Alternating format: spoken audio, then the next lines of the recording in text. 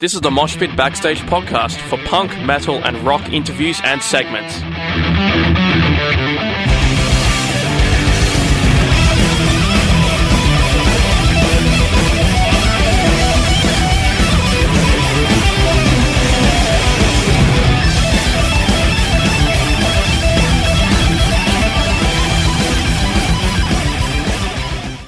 Hey, this is Scott Ian from Anthrax, and you're listening to Sin. Hey everyone, Stefan from Sin here for another metal thrashing mad interview. Scott Ian may be the most well known as the guy from Anthrax, but he's so much more. Anthrax is part of the thrash metal Big Four alongside Metallica, Megadeth, Slayer, and Scott has been the rhythm guitarist since Anthrax's inception in 1981.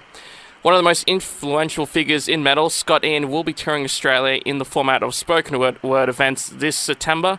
The events are called Man Riot. Scott Ian, welcome to Sin. Hey, thank you. Thanks for having me. What can we expect from Man Riot? I pretty much get to stand in a room and just relate my experiences over the last 3 or 4 decades, whatever it is. I've had a very privileged life in that I've gotten to be in a band for so long and traveled the planet and met all the people that I've met and done all the things I've done and seen the things I've seen and participated in a lot of insane things and witnessed a lot of insane things. And, over the years, I've got a lot of stories.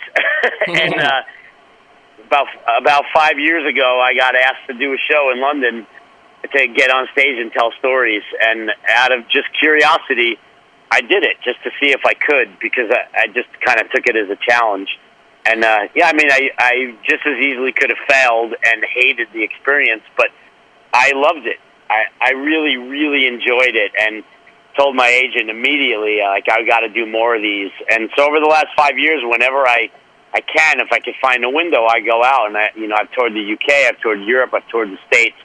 It's just, it's something I really enjoy doing. And I think I could safely say the audiences enjoy it as well because, I can judge it by the fact that everybody laughs in the right places. So I kind of think people are getting it. Is the Slayer farewell tour featuring Anthrax coming to Australia soon? You'd have to ask Slayer that. Oh, okay. that's their question to answer.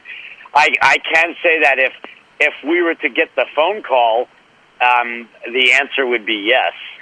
Now, I do love the album For All Kings. I understand the new music will be in the works next year, is that right? That's the plan, yeah, for sure. Because we finished with Slayer this year in Europe before Christmas, and then we'll take some time off, and then probably not long after the new year, I think we'll get in a room and start arranging some new music. And how are the fans enjoying the new songs? Because, I'm really, I think it was probably my favorite album in 2016. I really like You Gotta Believe, Blood Eagle Wings, and Breathing Lightning especially. Oh, thank you. Yeah, I think people really dig them. Look, we've been on tour for 2.5 years on the record, so, we obviously we're doing something right. Although we have not been to Australia yet on For All Kings, which is something that definitely needs to be rectified. And with or without Slayer, we definitely want to come there and play. It's one of the few places we haven't been in 2.5 years on this record, so we have to get down there. What are other musical projects do you have in the works? Do you have any more Game of Thrones cameos or any more horror movie shows you're going to be a part of? Not currently, no, because the touring schedule has just been so heavy. There's just no time to do anything. And when I'm not touring, I'm home, and I'm not really looking for reasons to leave. So, even the fact that I'm coming to Australia, initially I just got offered to come there and do the Brisbane and Sydney Comic-Cons, and they happen on the weekends, and, there's those 5 days in between, the whole week, and I figure, well, shit, if I'm going to do this, I'm not going to just go sit on my ass in a hotel room and watch Netflix all week. So maybe I could do some talking shows when I'm down there, and it just worked out great. So, it's only like a 10-day trip, so it's not that long, and I get to do all of this. So basically, I'm getting to come to Australia and have a whole shitload of fun, which I'm very excited about. Tom Morello came down recently and was hitting up some of the bars in Melbourne. Do you think you'll do any of that while you're here in Australia? Well, yeah, I'm sure. I mean, even the VIP experience thing that I have on my talking shows it's not the usual, like, go and meet Santa Claus. You know, you walk up, take a picture, and then leave. Mine is after the show, and whoever gets the VIP, we go to a bar and we hang out. So, yes, I will be doing that. Now, everybody wants to know, of course, will there be any more Big Four shows? Is that just up to Metallica? I guess you don't have much of a say in that? Exactly. Oh, dear. But you'd be down for it if you got the call, wouldn't you? Of course. Yes. Now, if Slayer... Everybody would. We're all hoping it happens again. But, you know, that's way above all our heads. If Slayer since they're coming to an end, I guess the Big Four will be no more. Who do you think are the next big guns in metal? Like, do you listen to some of the younger bands today? Who do you think will be the next big ones? Or maybe they're already here. I don't know. I mean, if you're asking me if is anyone ever going to be as big as Metallica, I would say no. But no, I would also have said in 1983, I wouldn't have thought that Metallica was going to be the biggest heavy metal band in the world. So who the hell knows? I don't know. I'm not the mayor of heavy metal. I don't have these responsibilities. I don't have to think about this stuff. It's hard to say. You know, the world is such a different place than it was in the 80s, and the breeding ground for bands and how bands become big and how bands, you know, bands used to sell records. Bands don't sell albums anymore. It's all touring. It's such a different thing. And it doesn't mean that bands can't get big, because sure, I mean, you know, there are bands from the last 10 years that have gotten big, but will they ever be like Iron Maiden or Metallica? Because I feel like so much of the success of like the biggest metal bands, a lot of that success, I mean, and I'll include my own band in it. The reason why we could still go out and tour whenever we want and do things the way we want to do them and call our own shots is because people had such a connection to the records we made. And I think part of that is lost now. Even if people stream music, however you get your music, it's great. Truthfully, I don't give a shit how people listen to music these days, as long as they listen. But I just don't feel like in the last 10 years that people make the same connection with albums, even on my albums, or Iron Maiden albums, or Metallica albums, because it's been so diminished. The fact that basically people are listening for free. It's just the whole experience of going to a record store and buying a record and saving your money for that and living with that the experience meant a lot more. And there's a bit of passion has been lost because of the death of the record. So I don't know. I don't know if anyone's ever going to get that big. 20 years from now, you know, maybe 5 bands will prove me wrong, but it's hard for me to imagine. Let's put it that way. Yeah, and I think I do admire you guys, because I was, you know, looking up and seeing, like, James Hetfield from Metallica says he can only do about 50 shows a year, and I was looking at your touring schedule, and I think for the past few years, I think you guys have done over like 100 shows in 1 year. 100? We did way more than that probably last year or in 16. I mean, just on these two, just this year already, we're over 100. I think or close to it, between Killthrax and the first Slayer leg and the second Slayer leg. It's really hard work. Not so much the playing of the shows; it's the traveling. Yeah, traveling and being away from home, it sucks. Playing a show that's the best part of the day.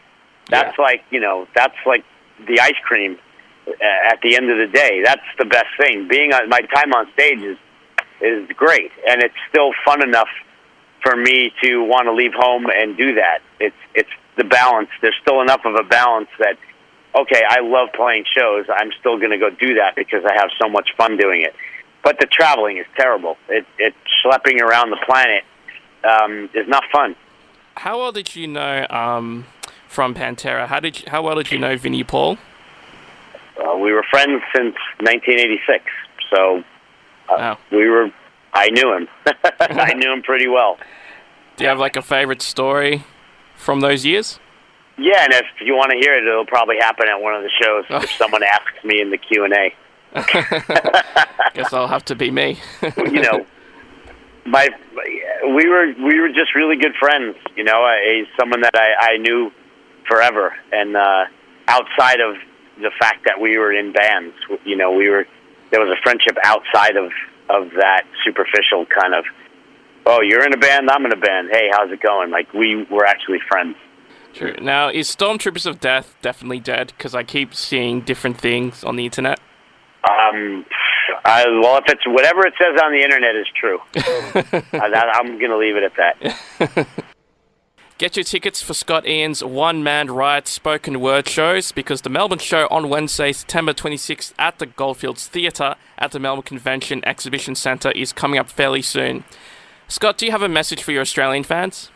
Sure. I'm super excited about getting to come down there and do this for real. It's not often I get to do these shows, and the fact that I'm getting to come to Australia to do it, like I said earlier, it's just unbelievable to me that I get to do this, and it's going to be so much fun being down there. I love coming to Australia. It's not like I get to go there all the time, and yeah, man, come on out and have fun. I promise you will enjoy yourselves. Yes, and before I forget, actually, since you'll be at Comic-Con too, can you just tell us what you're doing at Comic-Con?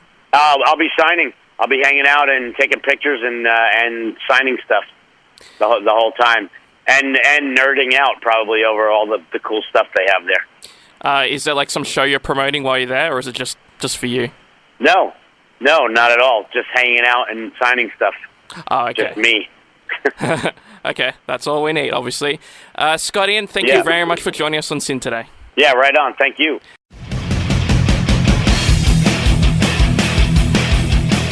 Thanks for listening to the Moshpit Backstage podcast. You can subscribe to us on iTunes and Omny.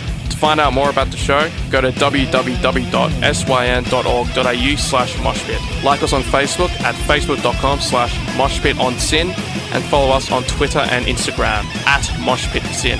The regular Moshpit radio show broadcasts punk, rock and metal tunes and interviews every Thursday nights on Sin 90.7 on FM and digital radios. Listeners outside of Melbourne, Australia can stream Sin 9.7 online at www.syn.org.au. Thanks to Vintage Ruin for the music.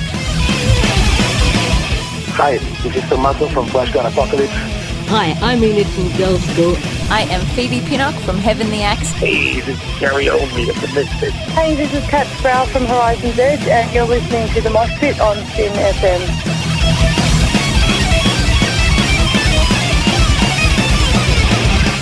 Hi, this is Einar from Leopard. Hi, I'm Virginia Lilly from the band Lily. This is Raul from 1349. Hey, what's up, everybody? This is Ali from Beaverhead. Hey, everybody, this is Charlie Benante with Anthrax, and you are listening to the Moshpit on Sin.